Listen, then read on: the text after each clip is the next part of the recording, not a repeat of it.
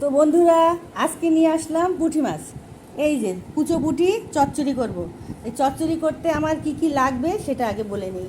এখানে লাগছে অনেকগুলো পেঁয়াজ, একটু আদা, কয়েকটা কাঁচা ঝাল। এখানে নিয়ে নিয়েছি টমেটো আর জুলিয়ান কাট করে আলু। এখানে নিয়েছি বেগুন, বেগুনের খোসা ফেলে দিয়েছি, চিকন লম্বা বেগুন। লাগছে হলুদ, মরিচের গুঁড়া, ধনিয়ার গুঁড়া আর সরিষা জিরা। এই সরিষা জিরা আমি বেটে নিব। তো বন্ধুরা, এখন মাছটা মেখে নেব। দিয়ে দিব লবণ, হলুদের গুঁড়া, শুকনো মরিচের গুঁড়া। এটা দিয়ে আমি ভালো করে মেখে নিব। তো মাখা হয়ে গেল, প্যান বসিয়ে দিয়েছি। এবার দিয়ে দেব তেল। তেল ভালো করে গরম হলে মাছ দিয়ে দেবো। তো তেল গরম হয়ে গেছে, এখন আমি পুঁটি মাছগুলো দিয়ে দেবো। এক পাশ হয়ে গেলে তারপরে উল্টিয়ে দেবো।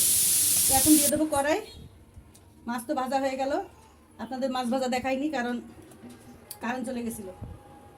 এবার চুলাতে রান্না করব। একটু জিরা ফোড়ন দিয়ে দিব। এবার পেঁয়াজ দিয়ে দেবো। এই রান্না একটু তেল বেশি লাগবে।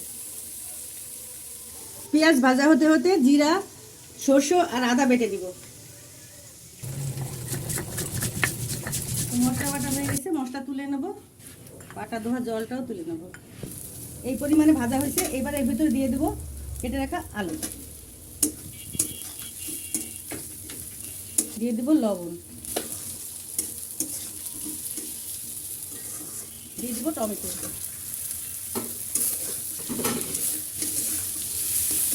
এখন দিয়ে দেবো কেটে রাখা বেগুন। এবার কিছুক্ষণ কষাবো। হলুদ দিয়ে দিব, ধনিয়ার গুঁড়া, মরিচের গুঁড়া, সামান্য জল। এবার আবার কষবো। কষানো হয়ে গেছে। এবার দিয়ে দিব বাটা মশলা আর জল। বাটা মশলা দিয়ে আমি আর কষাবো না, কারণ বাটা মশলা দিয়ে কষালে তিতা লাগবে। যেহেতু সরিষা, একটু জল বেশি দেবো আলুটা সিদ্ধ হওয়ার জন্য। যখন জলটা কমে যাবে তখন আমি মাছ দিয়ে দেবো।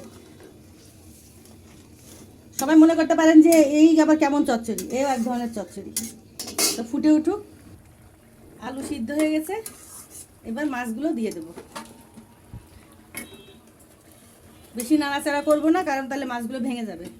এভাবে আরেকটু সময় হলেই নামিয়ে নেব। এই তো আমার মাছের চচ্চড়ি হয়ে গেল, এখন নামিয়ে নেব। এই যে মাছের জল একেবারে টেনে গেছে, তেল চলে আসছে, এখন নামিয়ে নেব। তো এই তো হয়ে গেল আমার মাছ চচ্চড়ি। আপনারা এভাবে করে খাবেন, অনেক টেস্টি। একবার খাইলে থাল ভরে ভরে ভাত খেতে পারবেন।